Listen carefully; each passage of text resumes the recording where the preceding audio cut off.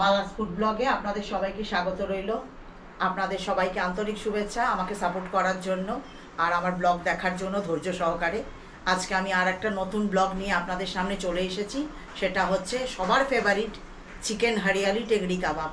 তো সেটার জন্য আমি কি কি উপকরণ নিয়েছি আপনাদেরকে দেখতে হবে।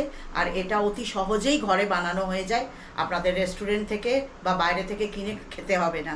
আপনাদের সবারই কাছে মোটামুটি চিকেন সবার ঘরেই থাকে, তো সেইটা দিয়ে দেখবেন। আর ঘরেরই উপকরণ দিয়ে কিভাবে সহজ পদ্ধতিতে এটা হয় সেটা আপনাদেরকে আমি দেখাবো। তো আপনারা দেখুন। তার জন্য প্রথম ম্যারিনেশন যেটা করব সেইটা দেখুন। আমি এরকম চিকেন নিয়ে নিয়েছি, দেখুন এর লেগ পিস। এটার জন্য খালি লেগ পিসই দরকার। আমি এটাকে কিভাবে কাটবো সেটা দেখুন। এইভাবে একটু কেটে নেব ডিপভাবে। এইভাবে ভেতর দিকেও এরমভাবে একটু ডিপ করে কাটবেন, তাতে এটা সমস্ত মশলাগুলো ঢুকবে।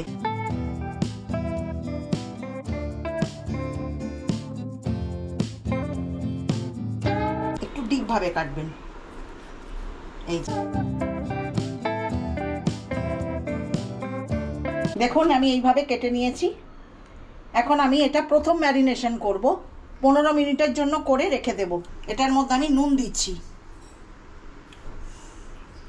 নুনটা আপনারা যতটা চিকেন নেবেন সেই আন্দাজেই দেবেন। আমি এইভাবে দিলাম।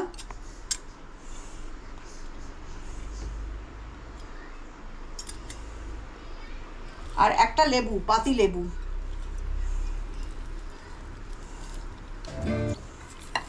দিয়ে এটা ভালোভাবে মাখিয়ে 15 মিনিটের জন্য আমি রেখে দেব।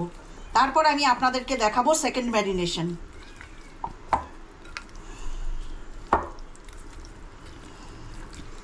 খুব ভালোভাবে ভেতরে ভেতরে দেখুন এইভাবে মাখাবেন। এই যে এইভাবে, যাতে লেবুর রসটা ভেতরে যায়।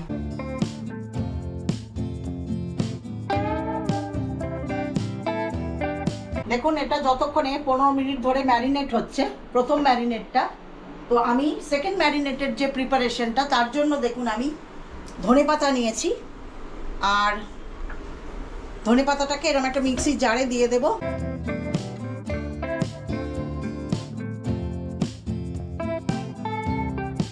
একটা গোটা রসুন নিয়েছি আমি, নিয়ে আমি দেবো এর মধ্যে।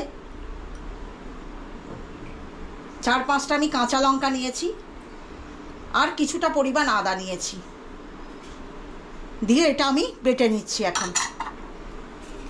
আর এর মধ্যে দেব সামান্য পরিমাণ, হাফ টিস্পুনেরও কম একটু নুন দেব।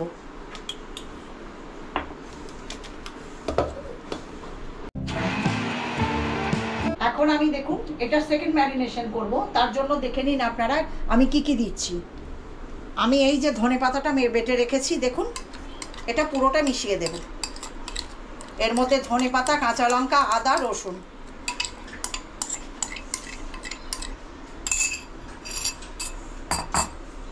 এর মধ্যে দেখুন জল ঝরানো টক দই। এটা আপনারা অবশ্যই করবেন, জলটা ঝরিয়ে রাখবেন। এর মধ্যে দেব আমি এটা লং, ডালচিনি আর এলাচ, এই 3টে গুঁড়ো করে আমি এটা দেব 1 টিস্পুন। এর মধ্যে দেব আমি একটু এটা ভুনা চানার এটার বেসন। আপনারা এমনি কাঁচা বেসন দেবেন না, যেটাকে বলে রোস্টেড বেসন। আর দেব আমি 1 টিস্পুন গোলমরিচ। এটা গোলমরিচের গুঁড়ো করে ঘরেই রেখেছিলাম আমি। এখন আমি এটাকে ভালোভাবে মাখিয়ে নেব এর মধ্যে।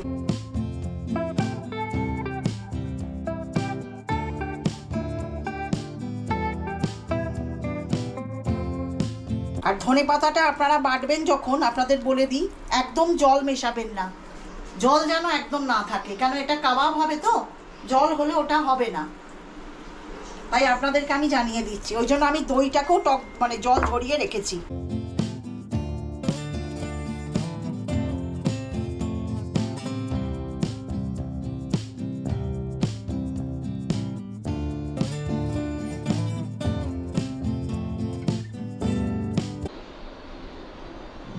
এখন আমি দেখুন এর মধ্যে একটু অলিভ অয়েল দিচ্ছি, কেন সম্পূর্ণ যদি মাখন দেবো জ্বলে যাবে।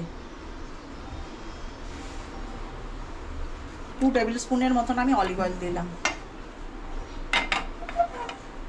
আর এর সঙ্গে মেশাবো একটু মাখন, তাহলে এর স্বাদটা খুব ভালো আসবে।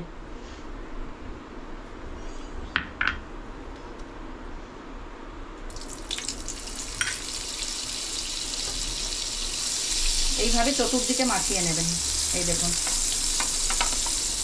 দিয়ে এবার একটা একটা করে এটাকে ছেড়ে দেবেন, দিয়ে মিডিয়াম আঁচে এটাকে করতে থাকবেন।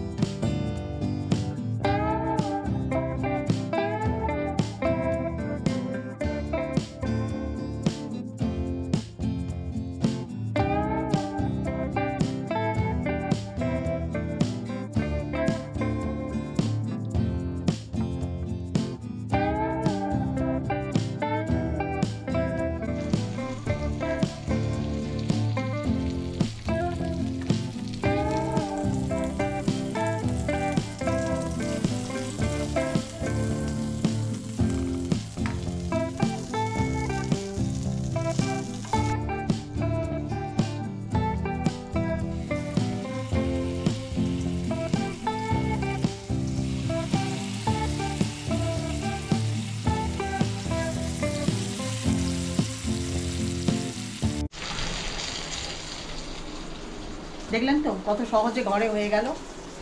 আর আপনারা এইভাবে দেখে আমাকে কমেন্ট লিখে জানাবেন, নিজেরাও ঘরে করে খাবেন আর আমাকে এইভাবে সাপোর্ট করতে থাকবেন। আজকের মতন ব্লগ আমার এখানেই শেষ।